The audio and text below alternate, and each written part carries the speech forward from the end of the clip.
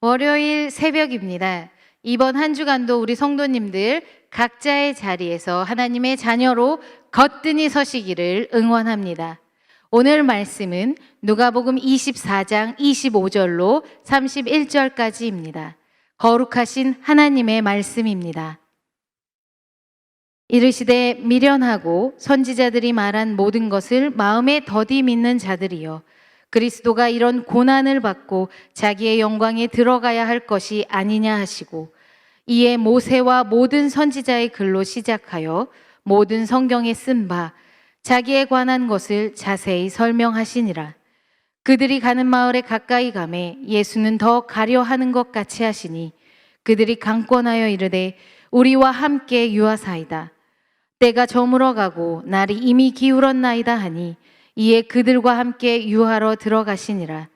그들과 함께 음식 잡수실 때에 떡을 가지사 축사하시고 떼어 그들에게 주시니, 그들의 눈이 밝아져 그인 줄 알아보더니 예수는 그들에게 보이지 아니하시는지라.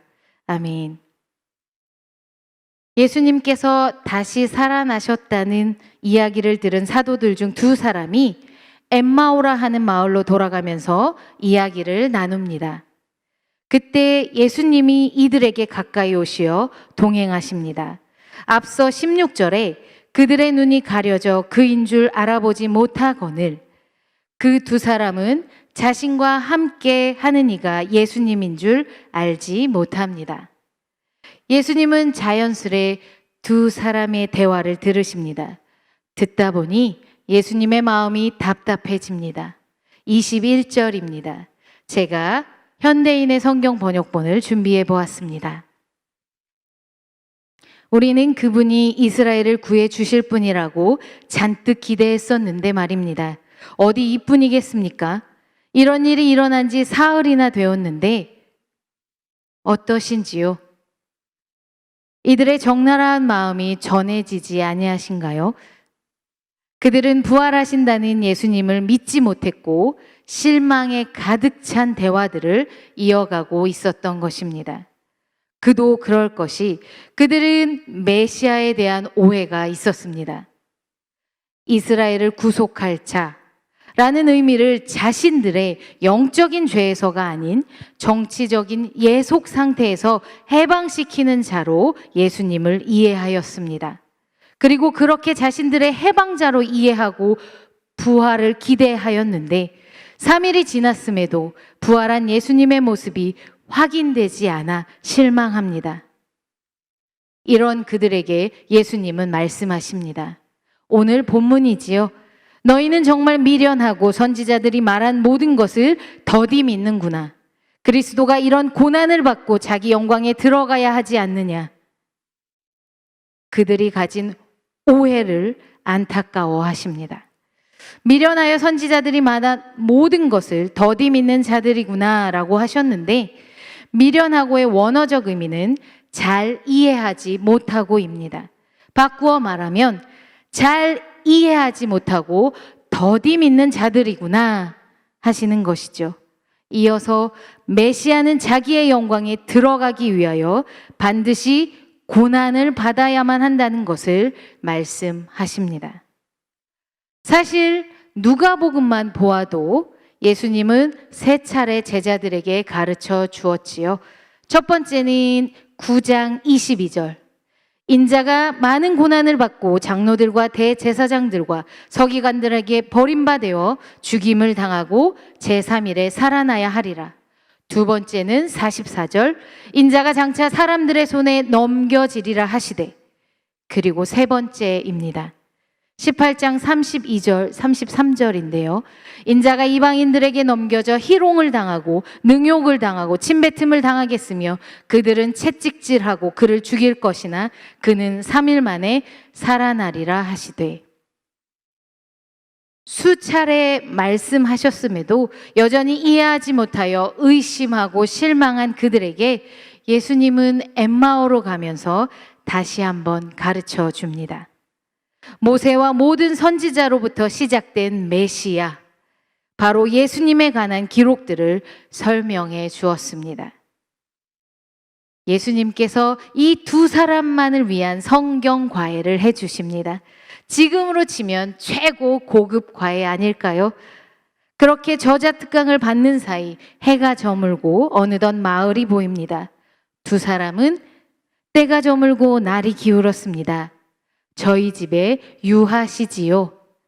예수님은 그들의 청에 응하십니다. 식사를 대접하는 그들에게 예수님께서는 대래 떡을 가져오셔서 축사하시고는 떼어 그들에게 주십니다. 그제야 그들은 눈이 밝아져 그분이 예수님인 줄 알아보았지만 이내 예수님은 보이시지 않습니다. 이후에 두 사람은 예수님을 만나고 함께 길을 걸으며 말을 들을 때에 마음이 뜨거웠다며 감동을 나누지요. 그리고는 일어나 다시 예루살렘으로 돌아갑니다. 도착한 후 11 제자들에게 자신들이 듣고 본 바를 전합니다. 말씀삼 공동체 성도님들, 본문의 주인공인 두 사람, 글로바와 그의 친구는 이날의 말씀 과외로 어떤 결과를 얻었을까요? 그들은 분명하게 예수님의 부활이라는 과목을 믿음의 선택 과목이 아닌 믿음의 필수 과목으로 받아들였을 것입니다. 신앙생활 역시 당당하게 A+ 학점을 받는 신앙인이 되지 않았을까요? 질문 하나 드립니다. 우리 성도님들은 믿음을 잘 지켜내고 계신가요? 우리는 살아계신 하나님을 믿는 사람들입니다. 그저 믿는다고 되는 것이 아님을 아시지요? 정확히 알고 믿어야 합니다. 저는 소년 요셉 친구들에게도 두 가지를 아는 것이 지혜의 근본이라고까지 강조합니다. 첫째는 우리가 믿는 하나님은 창조주 하나님이시라는 위대하심입니다. 둘째는 우리가 어찌할 수 없는 죄값을 하나뿐인 독생자 예수 그리스도를 십자가에 달리기까지 허락하신 다함없는 하나님의 사랑하심입니다. 하나님이 어떤 분이신지, 그분이 우리를 위해 어떻게 하셨는지 성도님들 각자의 입술로 고백되어지기를 소망합니다. 한 가지 더, 본문 30절과 31절입니다. 함께 볼 텐데요. 제가 이번에는 새 번역본으로 준비하였습니다. 시작. 그리고 그들과 함께 음식을 잡수시려고 앉으셨을 때에 예수께서 빵을 들어서 축복하시고 떼어서 그들에게 주셨다. 그제야 그들의 눈이 열려서 예수를 알아보았다. 그러나 한순간에 예수께서는 그들에게서 사라지셨다. 아멘. 예수님은 빵을 들어서 축사하신 후 떼어서 두 사람에게 주십니다. 마치 유월절 만찬을 나눌 때 하신 행동과 다르지 않습니다. 그 순간에 두 사람은 눈이 떠집니다.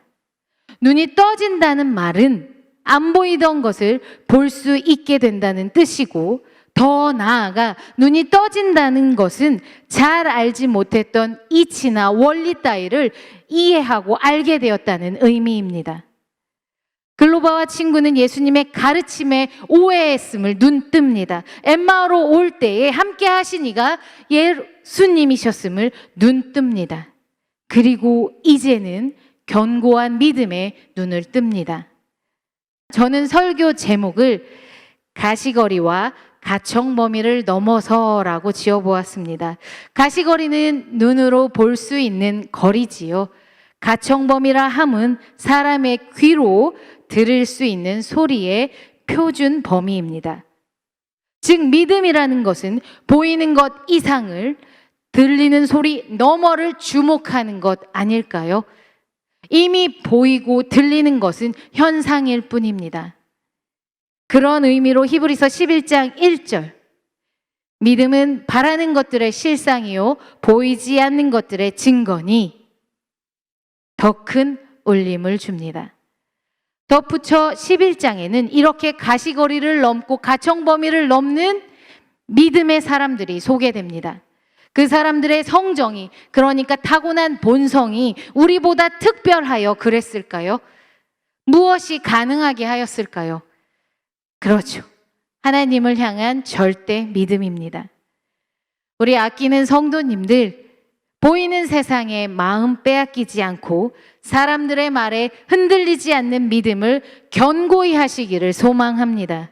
마치 고개를 들어 하나님만 의지하던 시편 121편의 저자처럼 말입니다. 말씀을 마치며 두 가지만 요청드립니다. 먼저는 예배 드릴 때 말씀을 잘 듣고 기억하십시오. 말씀을 전하는 목사님들께 집중하여 깨어 들으십시오. 하나님께서 대언자로 세워주셨습니다. 다음으로 매일 말씀 묵상의 시간을 지켜내십시오. 글로바와 그의 친구처럼 예수님께 직접 말씀 과외를 받을 수는 없지만 새날마다 내게 주시는 주님의 말씀입니다. 하나님을 바라며 말씀을 붙드는 자들에게 은혜를 주십니다. 2021년 하반기에도 하나님과 함께 하시기를 축복합니다. 제가 기도하겠습니다. 사랑이신 주님, 감사합니다. 의심하지 않습니다. 많은 소리와 속임수로 혼란스러운 세상에 머물지만 고개를 들고 하나님만을 바라봅니다. 저와 말씀삼 공동체 모두가 주님이 가르쳐 주신 말씀을 기억하여 붙들게 하옵소서. 거룩하신 예수 그리스도의 이름으로 기도합니다. 아멘.